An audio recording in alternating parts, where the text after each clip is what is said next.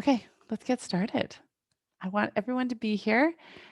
So hopefully Marlene will get that. Okay. All right. So tell me, first of all, how you feeling today?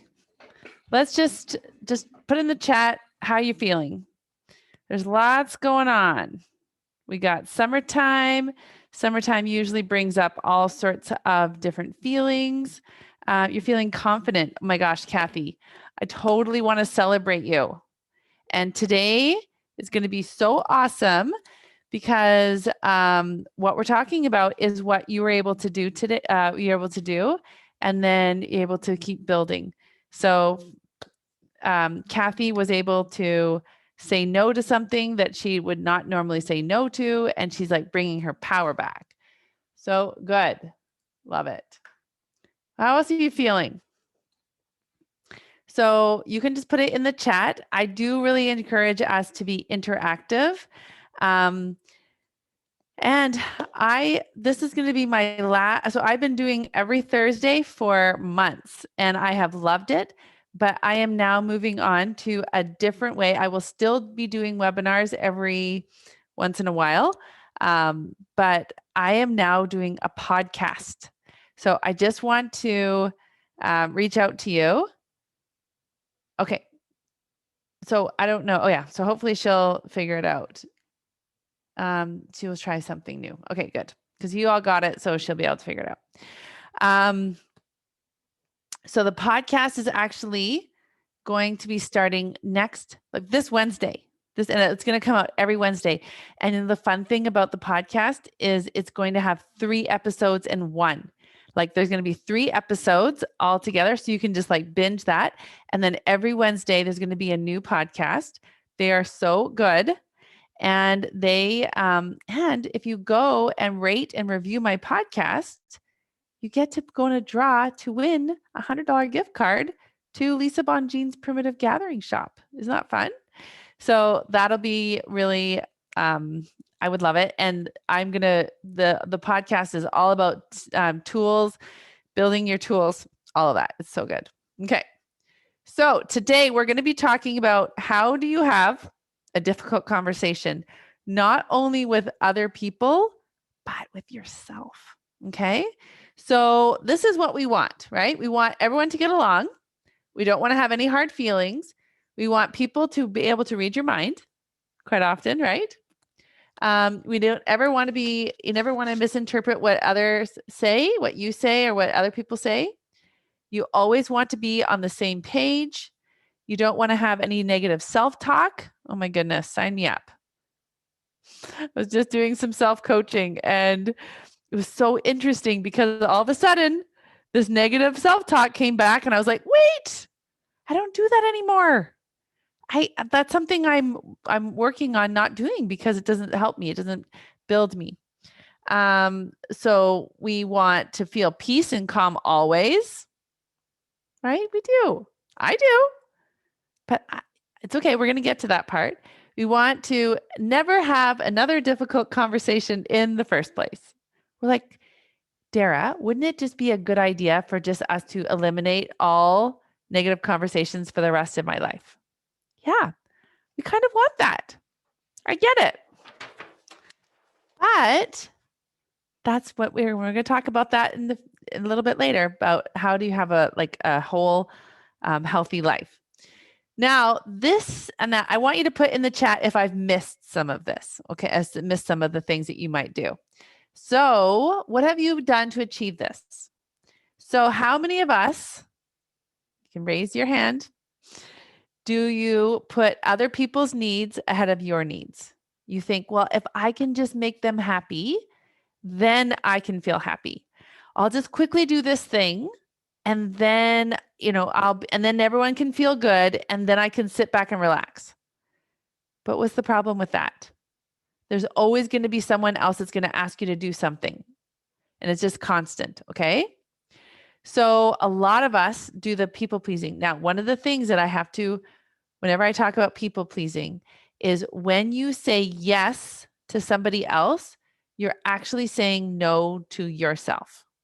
Now, I'm not saying you should never say yes to anybody. Okay. Darn it. So I don't know if one of you could reach out to Marlene and just send her this link. I would appreciate it. Okay. So, so it's okay to say yes to people, but you have to remember, like, we need to make sure that we prioritize ourselves.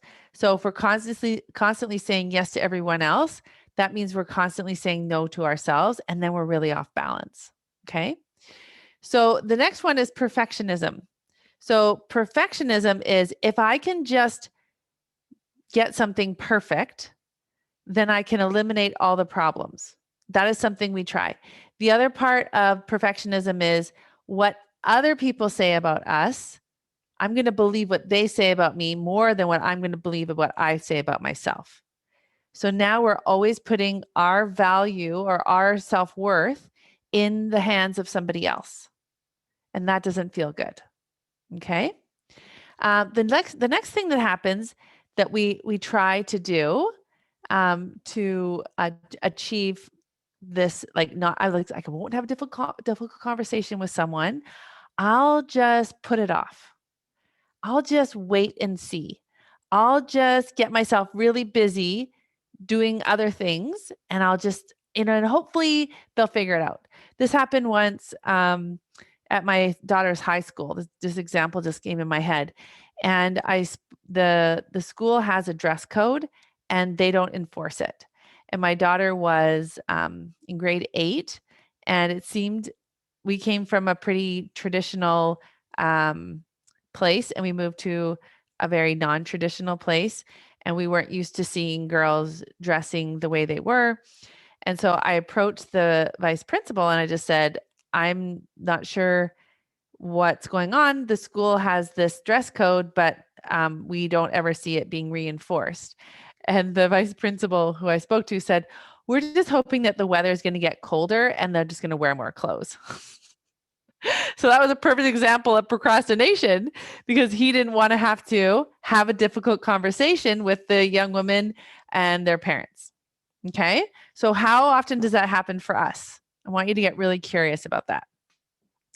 The next thing we have tried to do to avoid having a difficult conversation and feeling uncomfortable is we take responsibility for something that isn't ours. Okay. So we will blame other people. We'll blame ourselves. And the other thing we do is we make excuses. We're like, oh, well, if I hadn't done that in the first place, then this wouldn't be a problem. Or if I just had, and then we went to excuses like, well, if I had just learned when I was a kid, then it would just be more natural for me. It wouldn't be so hard. If I would have had a better example growing up, then I wouldn't be stuck this way. Okay. I really want you to think about, like, what in your head, where have you gone in this thought process of how have you tried to avoid having difficult conversations? Like, what has it been for you, and why are you having the problems? So what have you done to achieve it? Well, sometimes we just we create a story. And so, for example, you use a filter and the story develops through that lens. So maybe, and that you can do this, this happens so often, right? Is what is the story that we are telling ourselves? And then what are the results that that's giving us? The other thing that we have done to avoid difficult conversations is we restrict access to you. So there's a family member, and they literally, if I say something that they don't appreciate or they feel uncomfortable with, like, they literally just don't phone me. They don't reach out to me. They don't talk to me. And so yeah. So that's what happens. So they avoid difficult conversations by just restricting access to themselves and to me. Okay. So, and we can talk about healthy boundaries and all of that. That's fine. But I just want you to get really curious, and I'd love to see it in the chat. What are some of the things that you have done to try to not have a difficult conversation? Like, can you relate to these? And of these, what's probably the one that you do the most? Do you just smile and bear it? Like grin and bear it and be like, okay. Do you do a lot of this procrastination of like, well, I'll talk about next week. If they say this, then maybe I'll bring it up, right? Just like creating the story. Or maybe just say, I'm just going to like cut them off from my life. But the problem with that one is our relationships are always our thoughts about other people. So if we say we cut them off, but we're constantly like bringing up, like, why did they have to say that? And why did they do that? Then we're not really cutting them off and we're just causing ourselves more grief. Okay. So I'd love to see it. You guys are being so quiet in the chat. So put it in the chat. The chat is the bubble. There's a difference between the Q&A and the chat. So I would love to hear, what are the things that you do to try to avoid difficult conversations? All right. So now those are the things that we have tried to do. And what I'm going to share now is why these things don't work. Okay. So as I went through those, one of the things, so I talked about relationships. Relationships are always our thoughts about somebody. Now, if we put a protective bubble, I mean, I can relate to this when my kids were little. It was so scary for me. I'm like, I don't know if I want to send them to school. I don't know if I want to send them to preschool. It was just like, there's so many unknowns out there. People can be bullies. People can be jerks.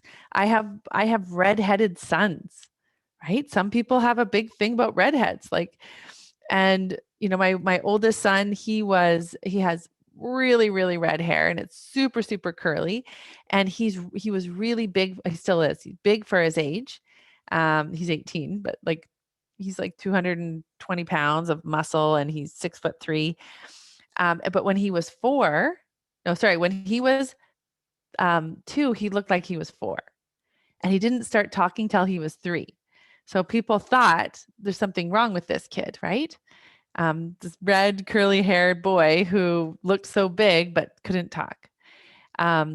And so there was a lot of that fear. So we could have and this is what a lot of us do, right?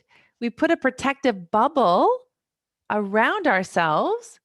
And so we're like, if I don't see anything, I don't have to feel anything. But the problem is then we just fail ahead of time. We don't give ourselves the opportunity for growth. We don't give ourselves the opportunity to like resolve problems. We don't get the opportunity to do any of that because we just stay stuck. Okay. So our lower brain, as you know, or as I will teach you right now, our lower brain wants us to stay safe. And our lower brain has been amazing. It's helped us evolve all these years on this planet with like the plague and COVID and all of these things. We have been able to adapt and survive. And we have a mechanism in our lower brain that tells us if we should fight, if we should flee, or if we should freeze. Those are our survival instincts. They are wired in our bodies. So if we're having a conflict with somebody, then our lower brains, that's what's always happening, right? We're always scanning, like, is this safe? Is this safe? Am I going to be safe? And so we have a stress response, right? We have stress, which releases cortisol, which gives us extra energy to deal with that. So if we go outside and there is a grizzly bear there, we get this immediate rush of stress, which is amazing because it helps us to think quickly and to act and to be able to act very fast. But if we are having a constant increase of stress, so if we go to work, for example, or if we go to a quilt meeting and there's a lady there who is not very nice, who's very critical, we have an elevated level of stress for a long time. And then we have this, so then of course this cortisol is like running through our body, and that is going to have a negative impact on us because we are not meant to have an extended period of cortisol for a long time. Okay. So if we are constantly thinking, so if we have a problem with our daughter-in-law or with our son or our husband, and we're having all these thoughts of like, I want to say this thing to them, but this is really stressful. So now we have our lower brain is kicking in and it's saying, okay, we can either fight these people, we can either fly. This is me, this is running man here. That's a sword, by the way. And that's supposed to be like the Dukes. Flight, or do we freeze? So it's like big eyes, right? And just like deer in the headlights. So I'm going to walk through all those. And then the other one is the filter. So the procrastination, people pleasing, and perfectionism. This is the triple P in the what I talk about. This is module 8 in my Love Yourself Then program that we talk about all of these. So let's just go to fight. So you want to have a difficult situation with someone. You want to be able to talk to them, but you don't feel confident. Don't worry. I'm going to give you the 4 steps of having a difficult conversation. So stay with me. So good you're here. So if you are feeling this is very dangerous, because if I bring up this topic, if I approach this person, they could be really upset. So when so I have 5 children, and when my kids were little, my mother-in-law, she's a wonderful lady. I love her. But one of the things about her is that she loves to wake up really early. And what I used to say to her is, my kids are not allowed out of their room until 7 o'clock. Because what happens is if they get up too early, and especially when like people are visiting and things, they get even more excited. And but they're not allowed to leave their rooms until 7, because otherwise they don't get enough sleep, and then they get really grumpy, and then you just don't get like the best version of my kids when you're visiting if you let them get up before they're supposed to get out of their rooms, because that's just the rule.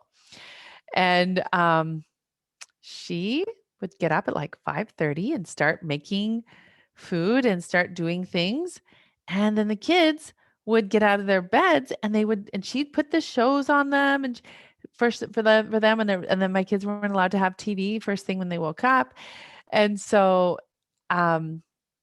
it's like I had to decide, what do I want to do? Do I want to fight my mother-in-law? Do I want to flee from her?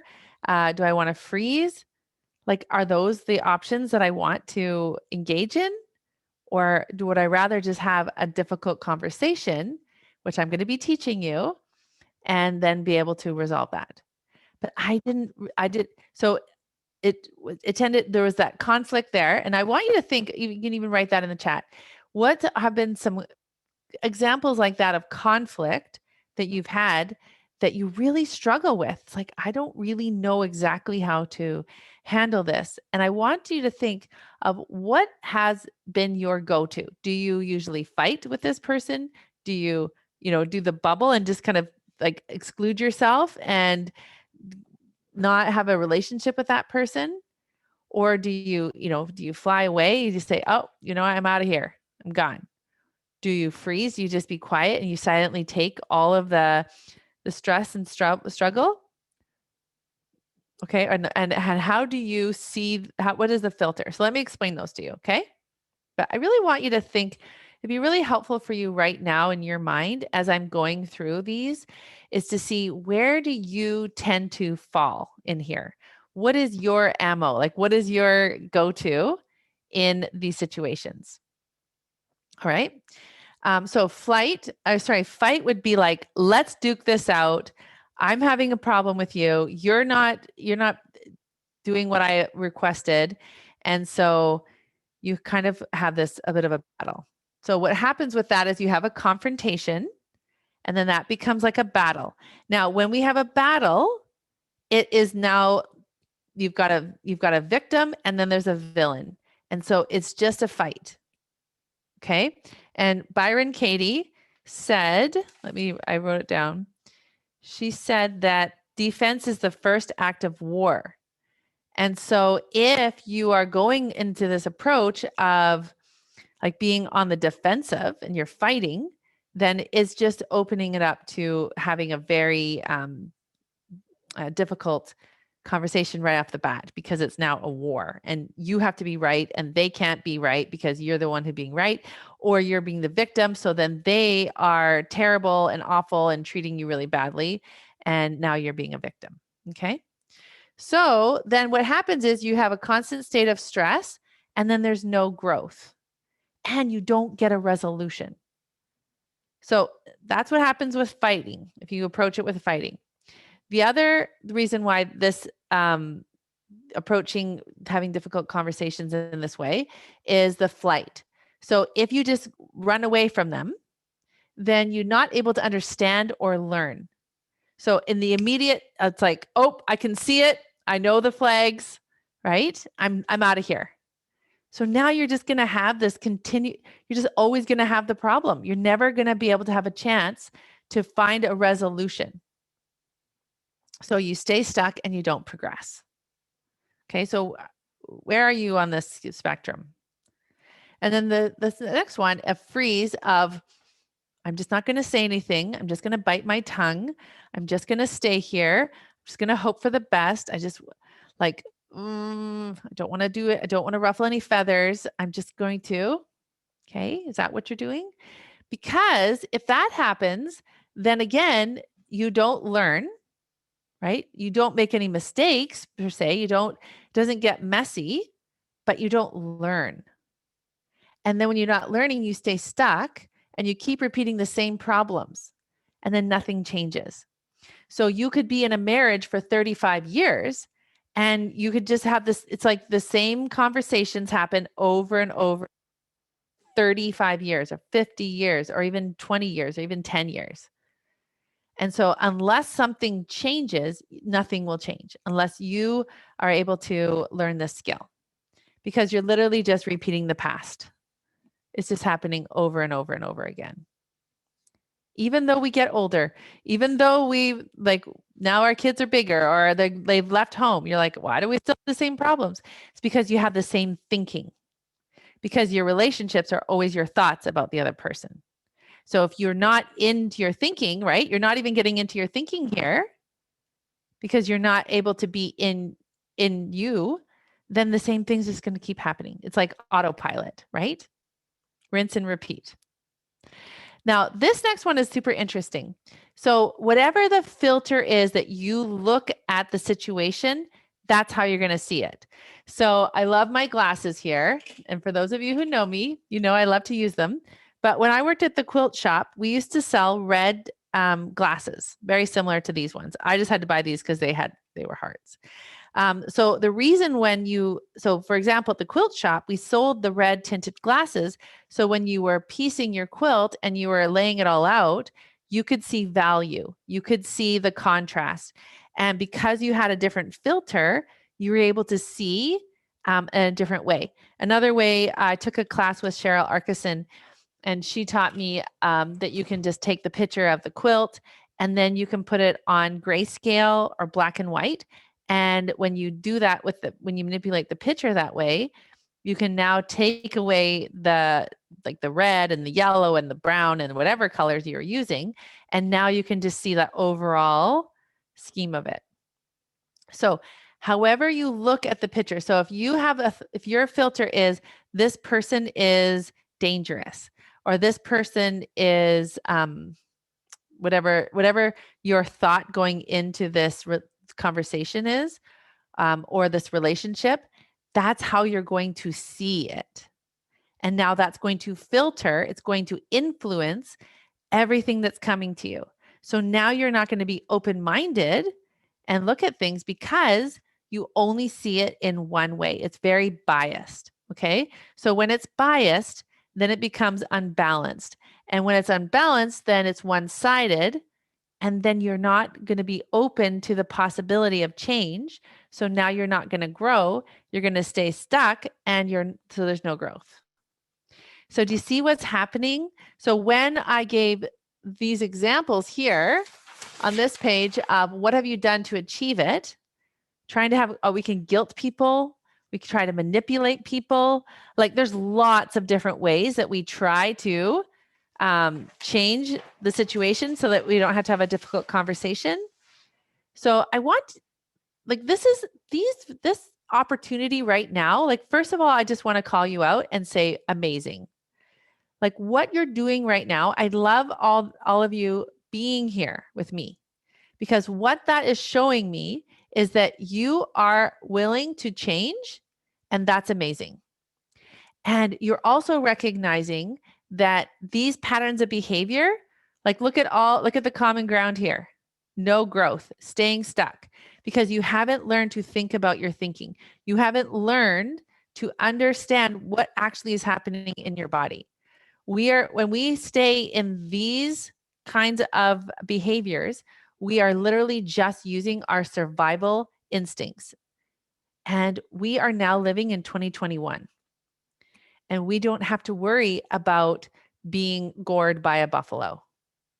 We don't have to worry about being excluded from the tribe if we're in the wagon train, right? At night. So they parked all together in a circle. And if you got excluded from that, you were the first one eaten by a bear or whatever predator. Okay. So we are now in 2021 and we are learning so much more about the importance of thinking about our thinking. And so we can process any of the negative emotions that are going to come. And I'm going to be teaching you this. And so instead of reacting, this is like the avoiding, reacting, and resisting modes. And what I'm teaching you is how to learn to accept whatever is going on in your life.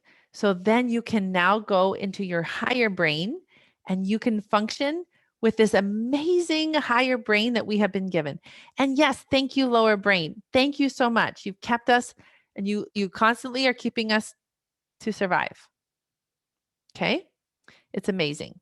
Even I have a small example. So one time I got a tiny little cut in my finger and I didn't think much of it. I was getting a headache. My finger was kind of swollen.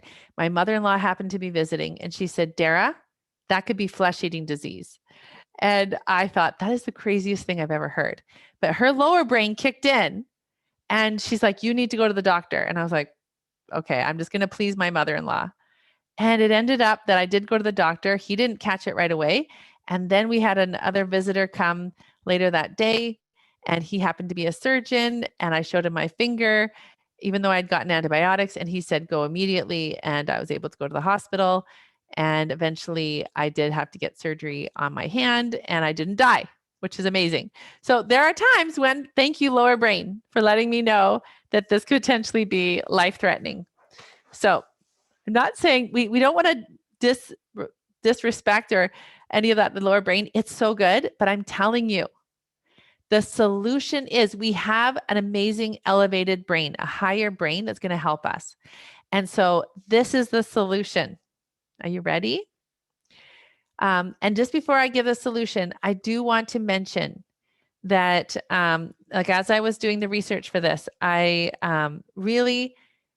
think one of the problems we have with having difficult conversations is that we don't acknowledge that everyone is 100% worthy and we're also a hot mess. Like to have a balanced life, part of our life is like crazy and like we don't feel like we're in control. And then the other half is like, we got this. And we have to give that to other people. We have to recognize that there's always going to be parts of me that are going to be a hot mess, and there's always parts of me that are amazing. But the foundation is we're all amazing anyway. Okay? So when you have problems with your sister or your mother-in-law or your neighbor or the quilt guild person, it's like they're the same too. Part of them is a hot mess, and part of them is, I mean, they got together, but on their foundation is they're already amazing. Their worth is already set. So that is something that I really do want to emphasize. And when you have conflict with someone, if you feel misjudged, if you feel like someone has wronged you, like their reactions or the way that they're coming to you, like their models, like the way they're thinking, is probably based in fear or from hurt or from other things that have nothing to do with you. Okay. So I just wanted to kind of give a little preamble on that. I'm just looking at my notes. But that's super helpful for me. Okay. So this is how we have a difficult conversation. And I really appreciated, I'm a part of Be Bold with Jody Moore, and she talked about this. And I have been applying to have a difficult conversation since 2018. When I listened to her podcast, episode 77 of how to have a difficult conversation. And it has been so helpful for me as I've applied these 4 steps since 2018, especially with people where I didn't have that skill set before.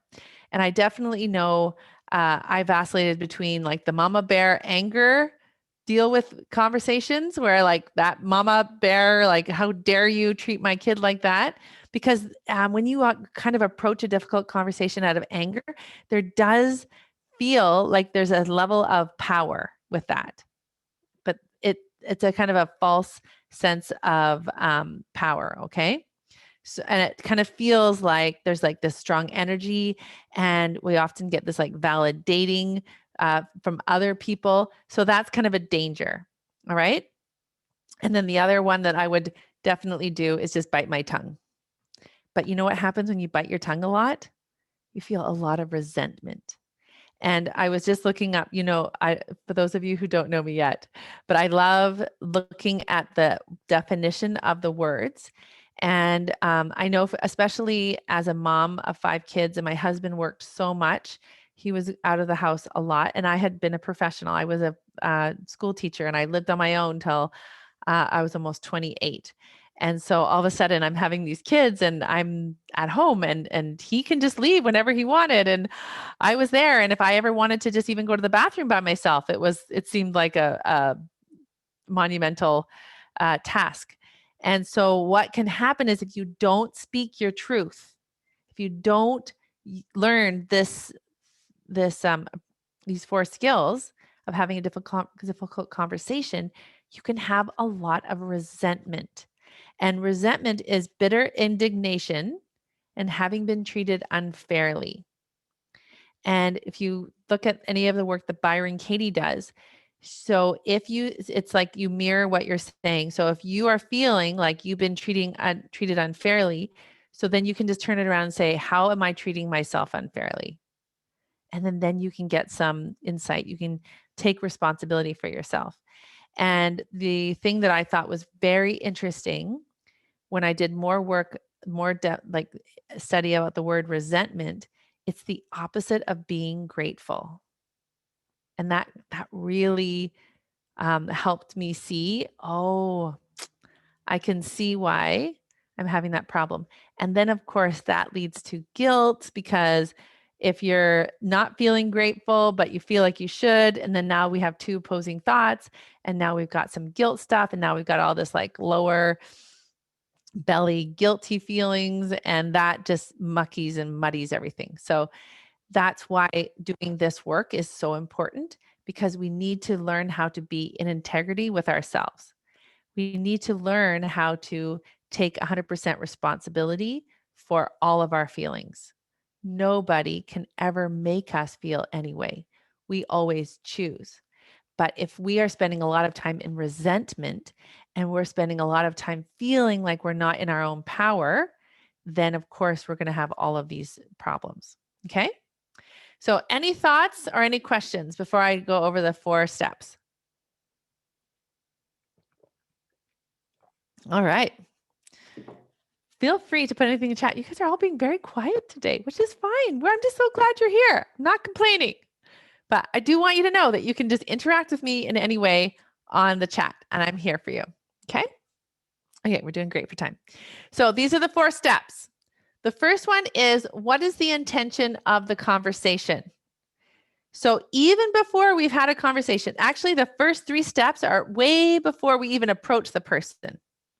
Isn't that a novel concept? We got to get into our own brains. We've got to see what's going on. So the first one is to own.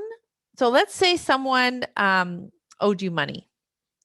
So what is the result that you want at the end of the conversation? Do you want to have the money back? Like, what is it? Because a lot of times when we have this situation, it's like we want to control other people. We want them to change the way that they feel, but we cannot change any way.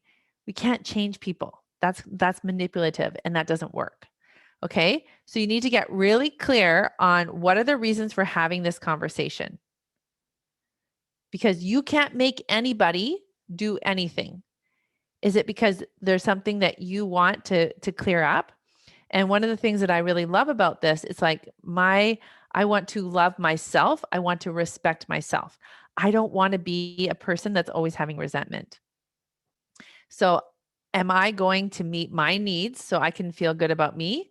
Yes, that's what we need to be doing. Okay. So, getting really clear on what is the intent of my conversation? What is the result that I want to have at the end of this conversation? So, do I want to feel love for myself? Do I want to feel self respect?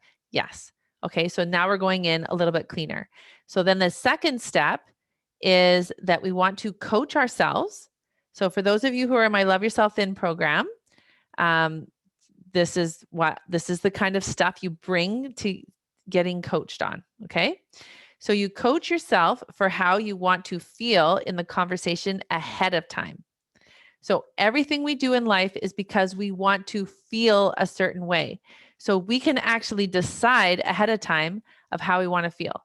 So just like weight loss, I tell you, why do you want that number on the scale? So you can feel worthy, so you can feel valid, so you can feel like comfortable and calm. Well, guess what?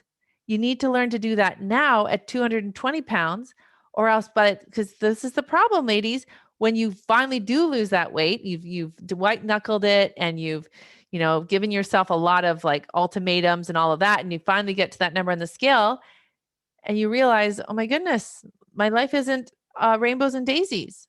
Well, forget that. I'm not gonna worry about losing that weight. We're doing it. We've been approaching it wrong. I teach you how to think about it so that it's sustainable. So you got to love yourself now. I was trying to learn yourself and learn to love yourself now. So then eventually when you get on the scale, it's like, oh yeah, I've already loved myself. Doesn't matter. Right. And the more you love yourself, the more you just naturally just take care of yourself. And then you just get to your natural thinness and then you just stay there. It's such a different approach. Same thing with this conversation. So now the third thing we need to do is prepare. So stay in the facts. So my very first podcast episode is actually teaching about this tool of math versus drama. So you can go and watch that. You're going to love it. So let's get the example of my mother-in-law letting the kids wake up early and feeding them and letting them watch TV. So I could say, hey, mother-in-law, I 3 times last or 4 times last week, you let the kids get out of their rooms and watch TV and feed them before 7 o'clock. And I had stated that I didn't want you to do that. They're not really allowed to be out of their rooms before 7. Okay. So I could just say 4 times last week, this is what happened. We also had the same issue with snacks. She sure loved feeding them snacks. And so then they weren't eating their dinner. Okay. So prepare myself and say, I spoke to you 2 times about it. And so I know how many times I spoke to her. I know how many times it happened. So that's just numbers, right? I'm not going into drama like you don't respect me and you're such a this and that. I'm not name calling, none of that. It's just like, this is what I said. This is what happened. Okay. So now I'm prepared. I'm all in my head. And so this is the fourth part where we're now ready to have a conversation. So here it's like my intention is that I want my kids to be the best version of themselves when my mother-in-law is visiting. That's my intention. And I want to have like open communication and I want her to feel comfortable in my home. I want her to feel comfortable. I want to feel comfortable when she's in my home. I don't want to have I don't want to feel like, oh, she's coming. This is going to be really hard and I have to white knuckle it and all that stuff. Okay. So my intention is I want to have comfort in our home when she visits. Then I want to feel loving and I want to feel very just open. Like this is just how families are. When I was growing up, my mom was a big communicator and I never felt like I couldn't ever talk about anything. And that was really helpful. And then I prepared, so I had my facts ready and I was just really clean. So now I'm having the conversation. And so I acknowledge, and this is the part that back in 2018, when I first heard this podcast, this was so helpful to me. She said, acknowledge that this is difficult. So I say that. I'm like, this is a little bit hard for me to bring this up. I'm a little uncomfortable bringing this up because this is not something I'm used to doing. And it's totally fine to do that. In fact, it's really beneficial to just kind of put it out there. Okay. And then you can say, so acknowledge the difficulty of the conversation. And then you share the facts and say, I requested for you 2 times and 4 times the kids.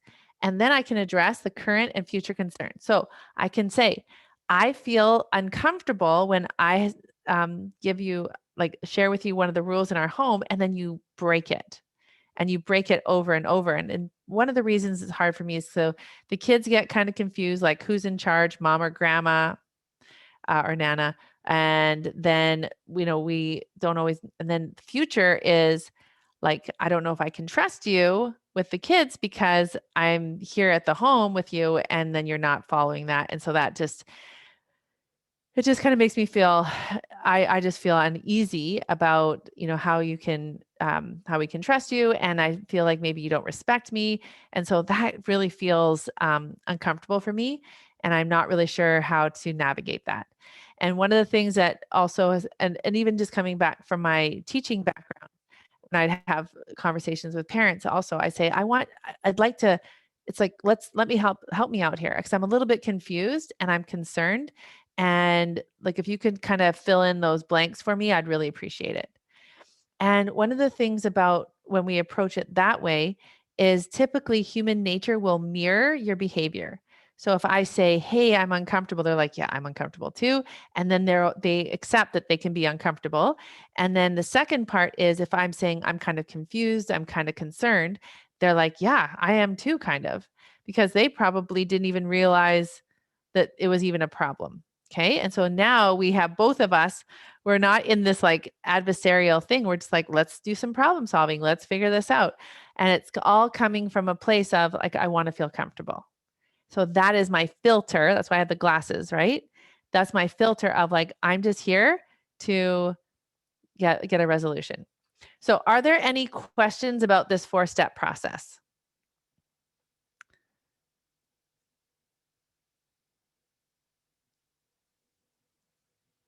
And one of the things that I love is she says, when you can do all of these, like have these little conversations, just like it's continuous, then you don't have, it's not such a big deal.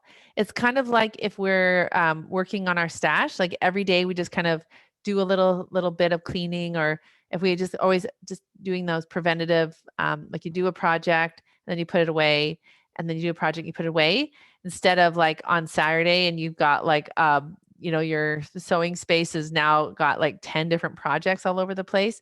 If we can just always put away the project whenever we're finished working on it, then we don't have a big mess at the end to clean up. So having these conversations and working through this process, it just becomes really automatic and really easy. Okay. And the more you do it, I promise, the more it's going to feel easier and better. All right. So when you do this 4-step process of learning the skill, and it's a skill set. Some people, like, you're like, oh, they're just really natural at it. No, there is a skill, and you have a process and you need to learn, and you're always evaluating. For myself, I'm always saying, what did I do well? What didn't go well? What am I going to do next time? I'm always doing that as a parent, as a wife, as a business owner, as a like working in my church callings, like any of those things that I'm doing different. I'm constantly evaluating myself. And I love that I do the beginning of what went well, because then I'm saying to my brain, hey, good job, brain. And what can I do better? Well, it's like, of course, I'm always learning. I'm always going to be improving. That's just the way things go. That's how a human existence is. We're always learning, improving, and getting better. So what's going to happen when you learn this 4-step process is you're going to accept and acknowledge your feelings. You're going to not live in drama. You're going to think for yourself. So you're not going to worry so much about what other people think. You're going to know yourself so much better. You're not hiding from yourself anymore. And you're able to see other points of view, and you're not going to try to be a control enthusiast. Okay. So these are the skills that are going to be developed. And then when you develop those skills, these are the results you're going to have. You're going to learn to be honest with yourself. Okay. You're going to have so much more compassion and honesty. You're not going to be afraid of your emotions. And this is a lot of the work we do in Love Yourself Then. It's like an alien on your shoulder who's saying, "Oh, tell me what's happening in your human body." Okay. Life doesn't feel out of control and you're not over stressing. Because if you can just focus on the facts, then it's not all dramatic and terrible. And like now all of a sudden, like my daughter, sometimes she really struggles in this one subject area. And she has a tutor and everything. And then all of a sudden, next thing we know, she's like living on the street.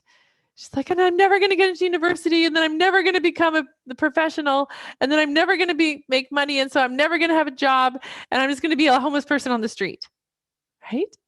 So if we're going to go into all the drama, then that's what you're going to get. Okay. So now the result is you're not going to be over dramatic, and you're just going to focus on the facts. You're going to get your own back. You're going to know your own intentions.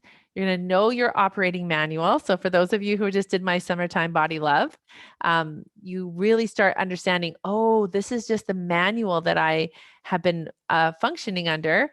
And then you just get to decide in the suggestion box of like, do I like this way that I'm treating myself? Or would it be better if I didn't do this so often? And if people accuse you, you can know your intentions and be good. So now you're anchored in yourself. You have because you're so honest with yourself, you are so clean on who you are. Like your self concept, like the who you are is so anchored in you. So if someone has this terrible filter of like, Dara, you did this and you're so mean and I'm like, I am not a mean-spirited person. And so my intention would never be of meanness. So if they're seeing me through meanness, I could say, I can't imagine that because that's not who I am. And so then I can get my own back, and they can have all their thoughts about me, and I can be totally fine. And I can be sad that they have those thoughts, but I get my own back because I know me so well. Okay. And then you don't have to hide or run away. I see so many of my clients, they will say, well, I'm just going to move. I'm just going to get a new house. I'm going to sell all my furniture. I'm going to get new furniture. Or I'm going to go to a new church and I'm just going to have a fresh start. It's going to be so much better. The problem is we have all of our thoughts. They just keep coming with us. So many of us think that if we change the circumstance of like a new house, a new church, a new husband, a new job, a new profession, a new nose, a new weight, whatever that is, we think that it's something outside of us that's going to create a difference for us, but that's never the case. It doesn't matter how much you weigh. Doesn't matter what kind of house you have. Doesn't matter what kind of job you have. Doesn't matter what kind of any of those. It's always our thoughts about them. Okay. So that is what's going to happen if you learn this work. Okay. So that is our free training for today. So welcome to that. I'm so glad that you came for that. So now I'm just going to spend the next 10 to 20 minutes talking about how do you learn to be the driver of your own life? How do you get to really be the person who creates a life that they love? And just like I was saying in the last page, was that we think it has to be the beautiful kitchen. We think it has to be the perfect husband, the perfect children. We think that if those things happen, then we can be happy. No, that's not how it goes. In fact, it's so interesting. I've had the same crazy kitchen for over 4 years. In the past, I would have ripped that kitchen out a long time ago. But now it's so interesting. So I'm like, yeah, hey, crazy kitchen, you're pretty funky. Okay. I don't have to have the beautiful, gorgeous kitchen for me to be happy anymore. I didn't even have to have the beautiful, skinny body for me to love myself. And when I was 170 pounds, which I was 200 pounds and I thought lost 30 pounds, I was like, what is happening? I love this body. This body is so fun. And then over the course of months, I just started doing other things and focusing on loving my life more, creating more quilting opportunities for myself and teaching and going on airplanes and doing all sorts of fun stuff.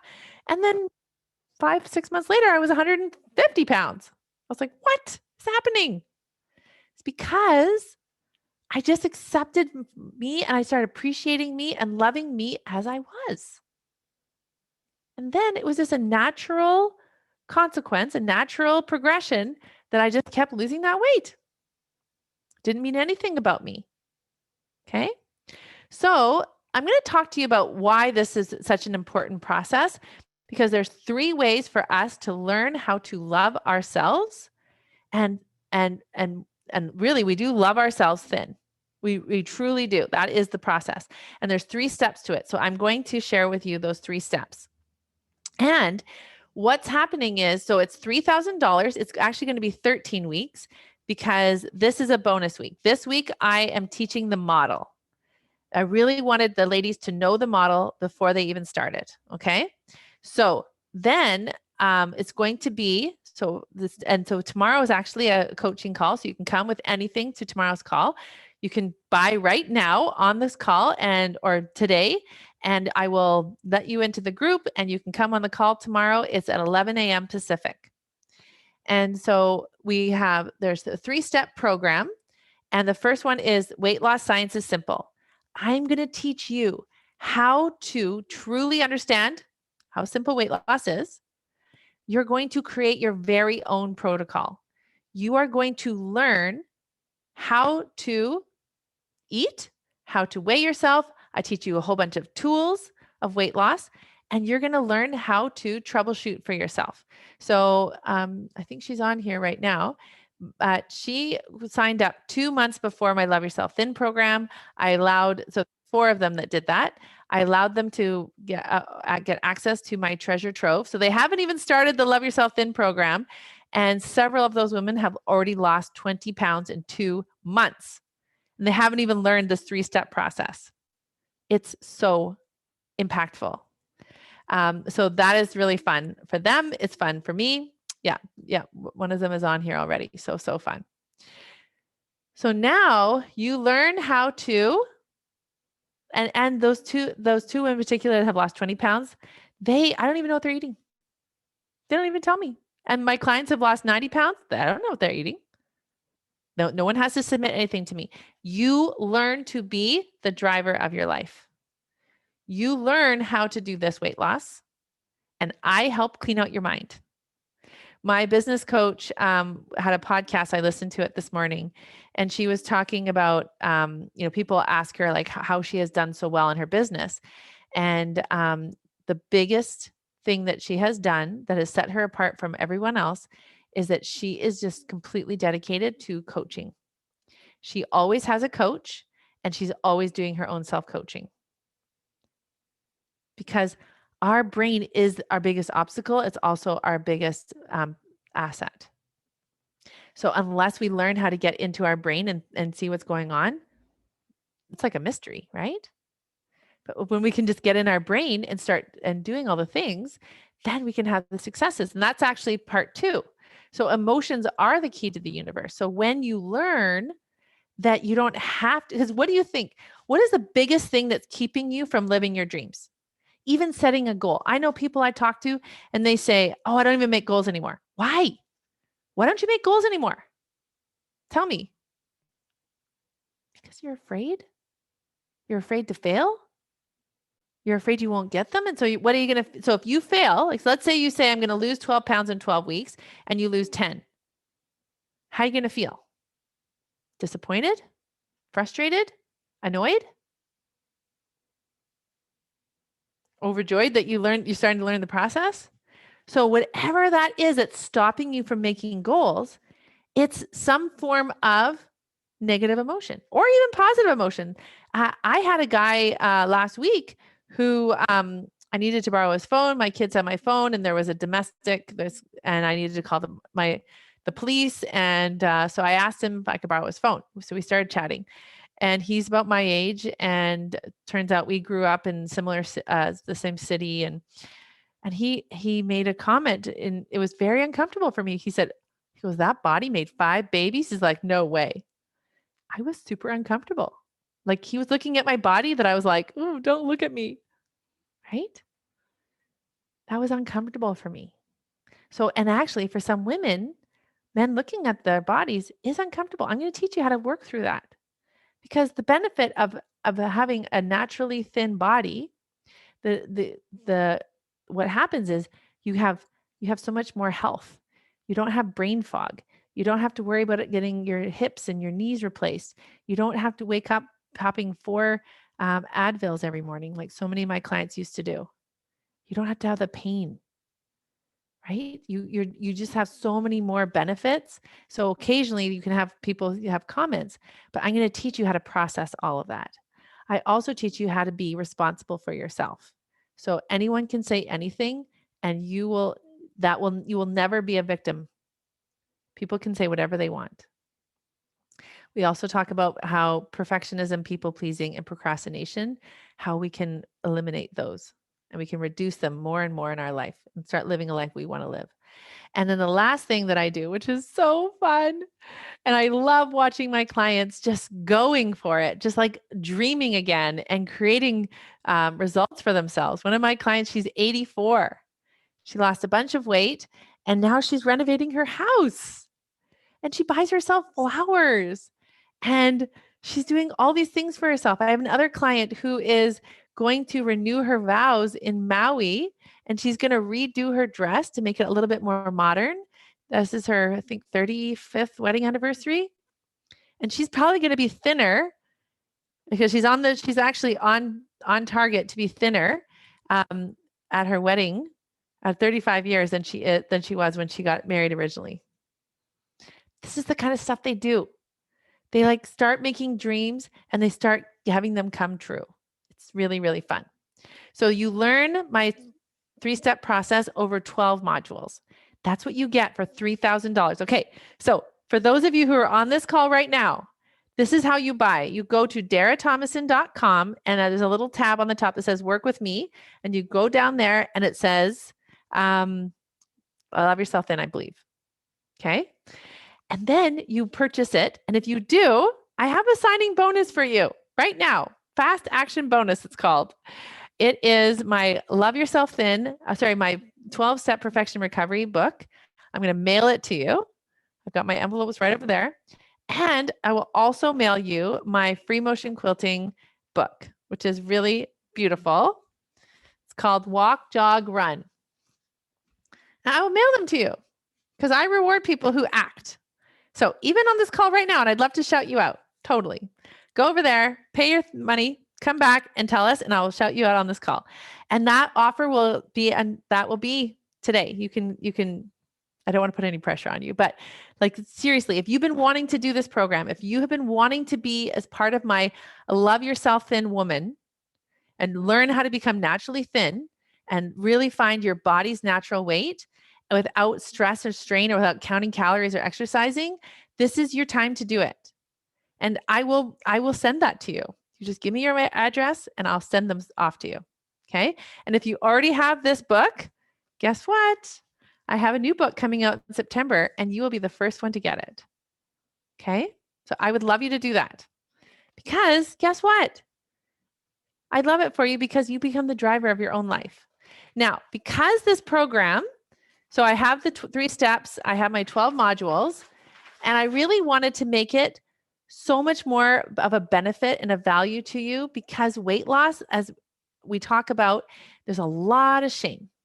And there's a lot of, I talk about having a difficult conversation. What do? We shut off from ourselves. We have a lot of negative self-talk. We're not equally, we don't have a balance. I have this concept about equal airtime. We definitely don't have a lot of equal airtime about our weight. And we just keep in shame. And I say shame is like mushrooms. You just keep it in the dark and feed it a bunch of poop. And they just grow and grow and grow. We don't want to grow shame anymore. We don't want to be mushrooms. And so one of the things that I did to help you to no longer be feeding that shame is I wanted to have a group setting. Because you know what happens in a group setting? These women see that they're not alone anymore. They see, like when I'm coaching somebody, all the ladies are like, oh my goodness, Dara could be coaching me right now. This is exactly what I think. This is exactly what I'm doing. And so now your shoulders rest a little bit. You're like, oh, I'm not so broken. I'm not so unique. I'm not so bad after all. I'm actually just a normal human. Oh my goodness. So having that group setting, it reduces the shame. It helps you feel like you're relatable now. You don't have to be hiding and you have peer support. And the other thing that I love is it normalizes growth and change. In order to be a healthy human, we always have to be growing. Just like laundry, ladies. Once you do the laundry, you can sit back for 10 minutes and you're like, you know what? People are still wearing clothes. They're still getting things dirty. You're never going to be done laundry. You're never going to be done managing your brain. You're never going to be done growing. And if you are done growing, you're not going to progress at all. Failure to thrive. Okay? We don't want to be failure to thrive. We want to be the opposite. We want to have a life that is of joy and excitement, and we want to have a life that is it's exciting to wake up every morning. Okay? So now we have, so because of that, so I have the group setting. So it is group coaching. And it's really fun for me. My first group that I did in October, it is so much fun. Some of them are on here right now, like Kathy and Lisa and Linda. And they are it's so much fun. They keep up because the groups are still open. So once you join, you can still like go in there. I have them open for 1 year, and then you have that time together. Okay. And so it's super fun for you to support each other, and you can celebrate your wins. You can commiserate. You can do all of that. It's just such a lovely place to be. And some groups are more active than others. So I have a feeling that this group I have right now is very active. And I see some of them on here. Okay. So then we can, you have access to me. So you can support each other. You can get coaching from me all during the week. It's so great. Take advantage of me. This is the only time I'm going to say that. Take advantage of me, right? You get the replays. It's all in one spot. You learn by interacting, and you have a belonging place. You don't have to look a certain way. We 100% love you as you are. It's unconditional love. And me as your coach, 100% unconditional love. There are women that like hide away, and I say, "Hey, I'm still here for you." And they can feel it. They can feel my love because I'm like, "You know what? I'm here for you. You can be whoever you want. If you don't want to show up for class, that's your choice, but I love you." And I think it would be more benefit if you came, but that's totally on them. Okay. Then we have weekly coaching calls because I want you to learn to apply the tools I'm teaching, and I want you to have continued support, and I want you to have that growth opportunity. So you can bring anything to me on those coaching calls. I will take you and I will help you, and you can benefit so much. There are women that have never been coached on my calls, and they have had humongous growth. But to get my money back guarantee, you do have to raise your hand. I think it's 4 times over the 12 weeks. Okay, so 6-week check-in. So this was something I started last time, and I really loved it. So at the 6-week point, I said, okay, we're going to have a conversation, just you and me on Zoom. And then we can kind of update our goals. We can see how we're going. We can do some course correction. And it just gives you that personal interaction. I am your life coach. I am there to help you. Also, there are office hours. So if there are private issues, if you've had sexual molestation in the past or had any sort of sexual, it's usually along the lines of being raped or something like that, that is subconsciously our body will tend to hold weight because that's a safety issue, right? And so I'm teaching you to be more safe in your body. And there are definitely some coaching calls that aren't appropriate in a group setting. So these are ways to help you have more success in my program. So go to my website, darathomason.com, work with me, and sign up right now. I'd love to shout you out. Like, I see you and I want you in my group because I know I will help you. And because I love this program so much, there's some other things that I did that help my clients have so much success. And so starting I started last August of every Monday. I'm a lifelong learner and I want to model that for all of you. And I love creating content and I love teaching. And so in this, I have created the class menopause. So I hired another coach who specializes in menopause and perimenopause. She's actually going to be doing all the Monday classes in August called Your Body's Not an Enemy. It's going to be so, so good. She teaches you how to use your body cues to help you be in tune with your body and make changes and lose weight and love yourself. She also helps you with like arthritis and fibromyalgia and thyroid issues and pains and aches. She's an expert at that. She has coached me and I have learned so much from her. I've changed so much. I run again now. I didn't run for like 8 years and I run again. It's amazing. And it's all because of the work I did with her. So there's intermittent fasting, the model, which is one of the tools. And actually this week I did an extra bonus class on the model, which you can get the replay, but these are all 4 classes and there's lots and lots of information, like get your printer ready. There's a buffering, like a month class, 2 pounds in a week. So this tells you how you can lose 2 pounds every week. And then time management class. So there's over 30 plus hours and all the modules. So that is another way. And so that's where those 2 women that got my course 2 months early, watched all of those, applied them, and they both have lost 20 pounds on even starting this process. So, so powerful.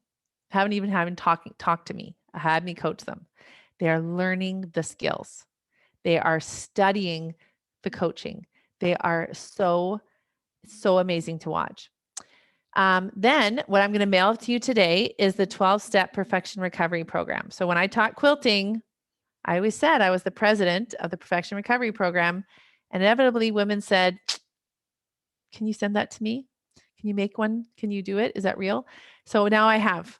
I've written it, I've taught it, and it's actually also part of the bonus courses. So I've taught it all the way through 12 weeks, and I'm now at week 9. The second time around, and it's so much fun because my clients, they're like, this is blowing my mind more and more and more, because what's happening is when you do this work, you're learning how to be in your brain and you're getting all these snaps in your brain. And so then when you learn it again, it's like reinforced in a new way and you have so much more insight that when it's like, oh my goodness, now I understand. You have this elevated learning. So this is the book here. And I will put it in an envelope and I will mail it to you today. And so take action. All right. And Hallie, I need your address because I need to send it to you. So if you can send that to me, that would be great. All right. And then, you also get a digital copy. So you can get the digital copy immediately and you can start looking at it. It's awesome. And there's a quiz to see where you fall short in perfectionism. So many of my clients were so surprised. They're like, I didn't even think I was a perfectionist. They don't quite understand the whole concept, and that's totally fine. And then you can grade yourself, and then you know where your trouble areas are, and you can get to work immediately to start giving yourself more relief in your life. So good. And then when you finish the 12-week program with me, you get a monthly call. A monthly coaching call. And those are so helpful because I don't want you to be on your own. I want to keep supporting you. So that is, you get so it's $3,000 for the Love Yourself Thin. It's 13 weeks. It starts this week. So you're in and you will lose 12 pounds in 12 weeks minimum. I do have a money back guarantee. There's just some things that you need to do. They're not hard and complicated. You need to do some thought downloads. You need to do the model. Don't worry, I will teach you all of that. You need to there's a 3-step process of losing that weight. It's very simple, and you need to raise your hand to get coached, like I think 4 times in the 12 weeks. And I guarantee you will lose the weight. And then you'll know the way to do it on your own. And you don't have, and I do encourage you to keep signing up for my program because, as I say, your brain is always evolving and changing. It also shows you when you take your buffers away.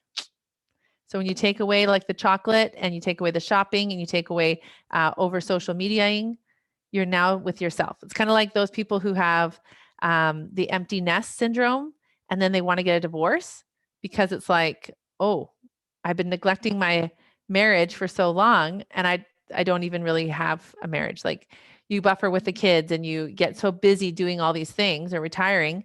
And then all of a sudden now you're having to have this relationship that you're like, I I don't even know who this person is anymore.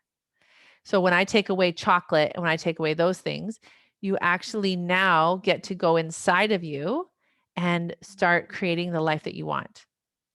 You have so much more energy because we're not spending time in our heads being negative self-talk, we're not blaming people, we're not shaming ourselves. And so now we're so much more open to start living a life that we want. And as I do this work, it's so much fun for me to watch my students. They literally are driving in all these different directions and they're creating all these different things for themselves because now they can. They don't feel stuck. They aren't anchored down in all the muck. They're like, oh, people can say words to me. I can have difficult conversations. I can create boundaries. I can say things that I really want to say, and I don't have to feel guilty or bad, and I can feel empowered. That's what's happening for them. Okay, so who has questions for me right now? Because I see you on this call, so I know you're wanting to ask me questions and wanting to know more about Love Yourself Thin. So going to my website, you can sign up right now. And there's a PayPal link, and it will give you all the links. If you are Canadian and you want to sign up, you do have to talk to me because the PayPal is an American fees. And if you're Canadian, you pay in Canadian fees. And whatever province you live in, you get to pay those taxes. So if you are Canadian and you need me to adjust that, I'm happy to do that for you. So any more questions? So fun. So one of the things that I want to just emphasize to you is that as you imagine your life because really your worth it doesn't matter if you're 250 pounds or 150 pounds. Your worth is already set. But what is the point of losing weight? What is one of the main reasons? What would you say? You can put it in the chat. What is one of your main reasons you want to lose weight?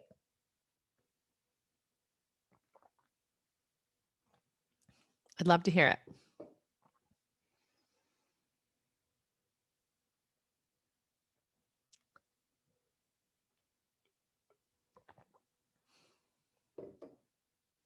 Your health? Yeah. Because even with your health, if your health was better, how would you feel about yourself?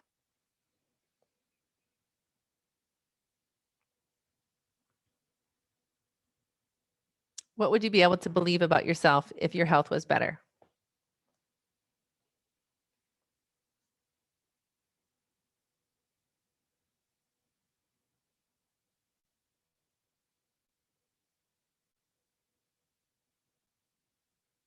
What do you think? Life longevity? Yeah. I'd be in control of myself more. Right. So, you know what the interesting thing about that is? When you learn to be in control of your thoughts, guess what's going to start happening? Then your health will improve. But it's not the other way around. People think that I have to lose the weight and then I can feel in control. You need to learn to feel in control right now. And then that control will give you the results, and the tools that I teach will give you the results of being able to lose the weight and keep it off. Because if you don't use the tools now, I used to have this thought, Wendy, is I used to think, if I could just get there, I don't care how I'm going to get there. I didn't realize it was like the journey, not the result. If I could just get there and lose that weight, then I can just like live my life. And then I can deal with stuff. But I didn't realize the process of losing the weight is where the muscle grows. So as you learn to control yourself, as you learn to manage your brain, as you learn to understand why you are reacting, why you're turning to the food, why you're having a lot of negative feelings about yourself, why you're spending a lot of time in negative self talk. So when you can understand all of that, then you can uh, you can really just start taking care of your life. And then you have that this is kind of a side effect. So I'm not sure I am proof of that. I have lost 25 pounds because of your program, but I'm still working to understand myself wholly. Yeah. So Wendy, you're another example of someone who took my free class last summer where I gave out so much good stuff. I remember talking to you, Wendy. I totally know who you are. Um, but the problem is you don't have the mental tools to go along with the food tools. So I am super proud of you for losing that 25 pounds. That's awesome. Your knees are so thankful. You're all of that. But where the reason why you don't have that same feeling of control is because you don't know how to do this mental stuff. And the mental stuff is what I teach you in this program. That's why I keep showing up for all of you. Because and there's lots of ladies that lost weight from my thing last year. And I'm glad. It makes me happy for sure. It makes me happy because of the thoughts I have about it that make me happy. Like I'm glad that I can help people. I'm glad that I can, reduce their blood sugars. I'm glad.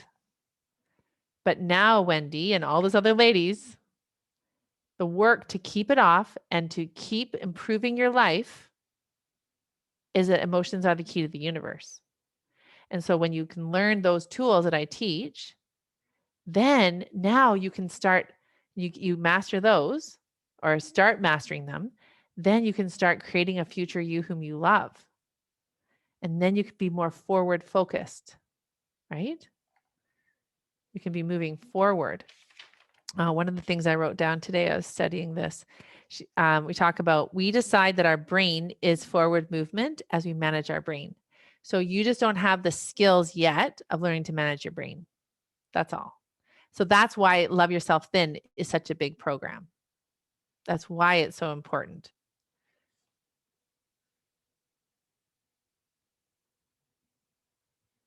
Any other questions?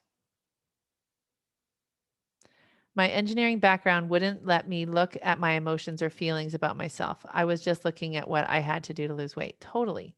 So those are just your thoughts, right? Like, and I love that, Kathy, because it's like my muscle is really strong with engineering. That is the muscle that is really strong. But now we need to balance that muscle with emotions. And so so right now it's a little bit off, right? You're like a little off balance because the muscle up here is so strong with all your engineering training. And that part of your brain is like so strong. But this other part of like this emotional part needs to kind of catch up. And I will teach you how to keep developing that muscle so then you can have both. And I was just reading about how our weaknesses can become our strengths, and also how we don't have to do everything on our own. Like we can have other tools or other skills that can help compensate for other things. So even taking quilting, for example, some of excuse me, some of us are super creative with color. We're really, really good with like putting different colors together, and we feel really empowered, and we have a really good concept of like the color scale. And others of us are terrible at that. But we're so glad that there's other people who can do it. So then we can say, hey, thanks for making that quilt. I really like the way that looks. I really like this. I really like that. And then they said, oh, better luck. Even you can go to this quilt shop and they even put the fabrics together for you. You're like, oh, right? Or you can even just say, thank you for putting those colors together. I actually never would have thought that those colors are good together. So now I'm going to put that in my brain bank. And now I can say, yeah, I can gain confidence that I can put those kinds of colors together. So we don't have to do everything right away. And it's just a skill that we're building, just like today's webinar on how to have difficult conversations. It literally is like we can do 4 steps. We have like a guiding principle of everyone is of worth, and how we react is usually from our own emotions. It's not about us. And then we take our 4 steps, and then we can now build the skill of having difficult conversations. I listened to this podcast back in 2018. I have been practicing it. It's now 2021, and I'm a lot better at having difficult conversations. And I'm able to move forward so much in my life because I was able to learn that skill. And so for those ladies who have watched like last summer's free training and they have lost that weight, now they're really good at that part. And now what they need to work on is, how do you manage this beautiful mind of ours? How do you manage your emotions? How do you work through not trying to control the universe and trying to control people all the time? Right? So that's why this work is so important. And then we learn to build self-confidence so that you create permanent change. Like that just becomes your operating manual. All right, who else has questions?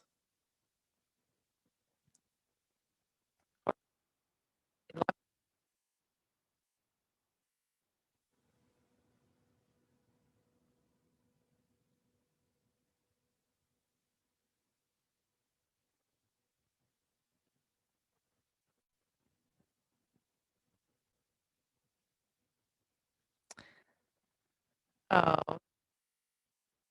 yeah. So Wendy, I'm going to get bold with you. So what would stop you from learning these tools so you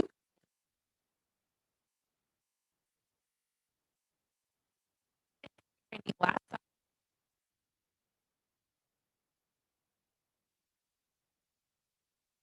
So what would it take for you to invest this money in yourself so that you can truly create anything you want?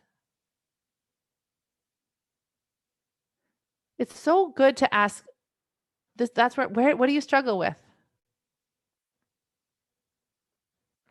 Like, what is it about spending $3,000 for you to have a way now to work through the emotional struggles you have? I mean, what is it costing you that you don't have that skill? Yeah, I want you to fail. We're all I fail every day. Every day I fail. I want you all to know that. Every day there's something that I don't do exactly how I wanted to do it. And so that is the definition of fail. But I never quit. We're quilters, not quitters. So how did you not? So because even I could say, well, you probably could have lost, 2 pounds a week, 52 pounds, 52 weeks, or 1 pound a week in a year. Oh man, yeah, I think you failed. Right? That'd have been 52 weeks. I said 52 pounds. Right? This is what so I'm a certified life coach, the life coach school. And one of the things that the president of the life coach school says, she's like, I want you guys to fail all the time, because when you fail, that's where you learn. So many people, like I said in this webinar, so many people fail ahead of time. They quit. So they quit. So they don't ever give themselves any data to see what went well, what didn't go well, and what are they going to do next time. So if you never try, you will never have information to do better.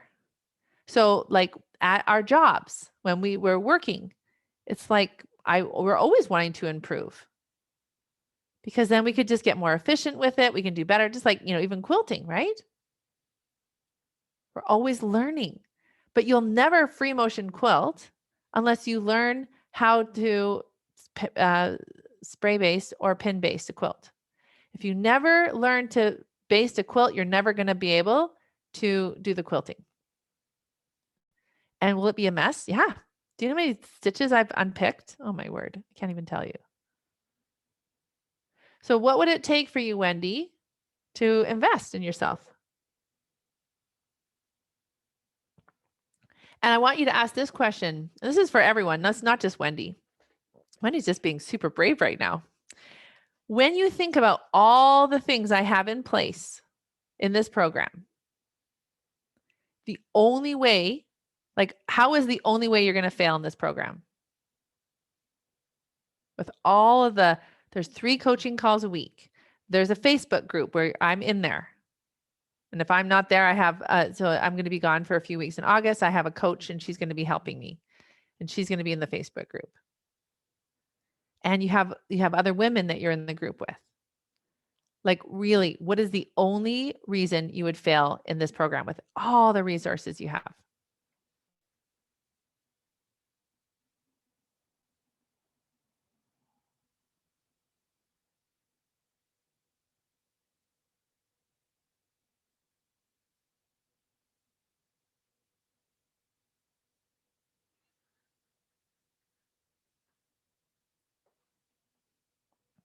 So quit. If you quit on yourself. And even some women in my program, they do quit, but then they come back. And that's okay. The only reason you're not going to have success, I'm building up the courage to take the plunge. I know it will be beneficial, but I'm just not ready to commit. Okay, so get really specific. And Wendy, you know what we can do? I'm going to, are you able to talk to me, Wendy? We can have a one-on-one conversation because I can close this and we can just meet right now on Zoom. So you can raise your hand. I can just stop the recording. I should just stop it anyway.